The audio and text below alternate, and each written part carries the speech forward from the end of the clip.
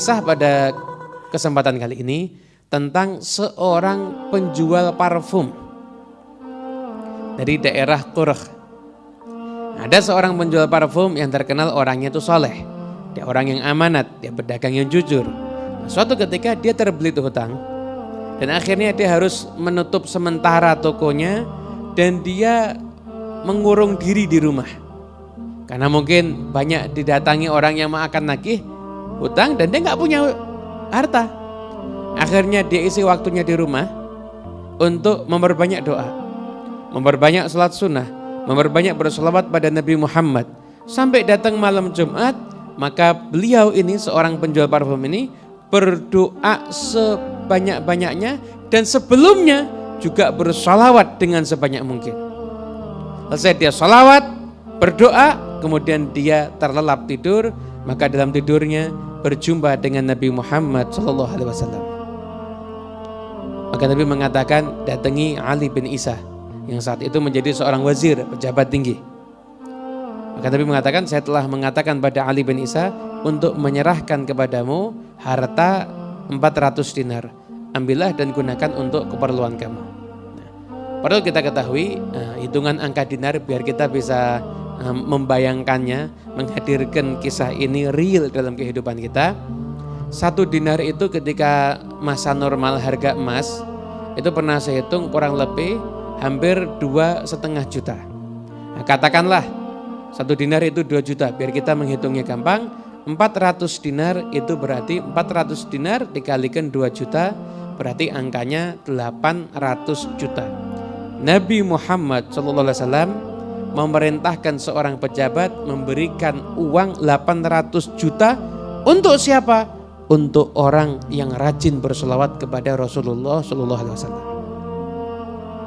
Dan setelah terbangun dari tidurnya, maka orang ini berpikir, utang saya 600 dinar.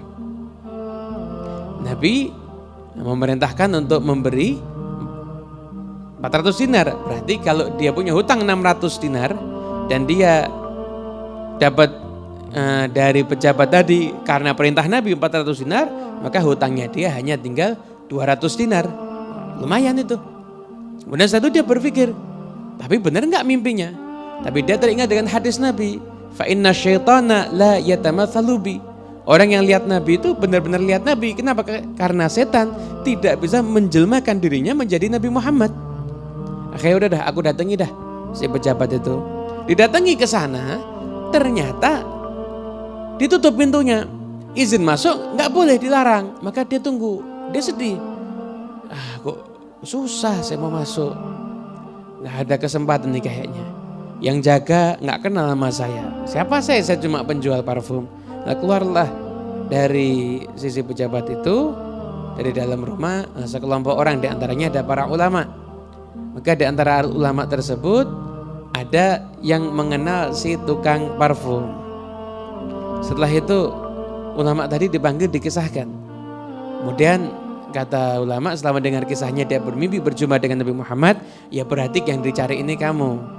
Ini si pejabat Ali bin Isa ini, si wazir, dia lagi cerita, dia mimpi berjumpa dengan Nabi Muhammad. Maka Nabi memerintahkan untuk memberikan uang sejumlah 400 dinar untuk salah seorang pedagang parfum yang ada di daerah Qurh. Nah, siapa lagi? Kita kalau nyari pedagang parfum semuanya kan bingung. Ini pasti kamu yang dimaksud. Akhirnya kemudian setelah itu dikondisikan sampai akhirnya bisa berjumpa dengan Ali bin Isa. Ketika dia masuk ditanya, kamu siapa? Nama saya Fulan bin Fulan, saya Attar, seorang pedagang parfum. Dari Qurh ya? Ya benar. Saya mimpi berjumpa dengan Nabi. Nabi memerintahkan saya untuk memberikan kepadamu 400 dinar. Dan setelah itu saya cari kamu, tapi nggak ada yang tahu. Dan ternyata memang benar kamu ini. Ya udah, kata Ali bin Isa, oleh karena itu ini saya akan berikan kepadamu 400 dinar sebagai saya menaati perintahnya Rasulullah. Dan saya tambahkan kepadamu 600 dinar. Berarti saya berikan kepadamu 1000 dinar. Berarti kalau 1000 dinar itu dia dalam jangka waktu yang singkat Kalau itu 2 juta, 1000 dinar berarti angka 2 M, 2 miliar yang dia dapatkan. Nah, kira-kira pedagang parfumnya mau apa enggak ya? Rezeki nomplok 2 miliar di hadapan mata. Kemudian kata pedagang parfumnya, "Wahai wazir, kamu orang baik, tapi saya tidak akan mengambil lebih daripada yang diberikan oleh Nabi Muhammad. Saya berharap keberkahan di dalam harta itu bukan banyaknya." Nah, ini mental yang perlu ditiru untuk orang yang hidup di zaman sekarang. Jangan lihat nominal, tapi lihat berkahnya. Anda misalkan menjual barang dengan cara yang jujur, cara yang benar. Tapi kalau Anda lihat mungkin nominalnya dikit, jangan Anda berkecil hati. Kenapa? Sedikit tapi dari hasil yang jujur, di situ Anda nolong orang lain, di situ Anda berbuat baik kepada orang lain, maka di situ insya Allah ada keberkahan yang akan menghasilkan rezeki yang min haitsu la yahtasib, yang tidak terduga-duga dari segala penjuru arah insya Allah. Kemudian menangislah Ali bin Isa karena menyaksikan pedagang parfum ini benar-benar berharap keberkahan dari Nabi, hanya mau mengambil 400 dinar sesuai dengan yang disampaikan Nabi Muhammad dalam mimpinya. Maka dia ambil 400 dinar, kemudian dia kumpulkan semua orang yang dia punya urusan bisnis. Nah, dia kan punya banyak utang. Maka beliau mengatakan, "Saya udah dapat uang 400 dinar. Tapi ini uang berkah.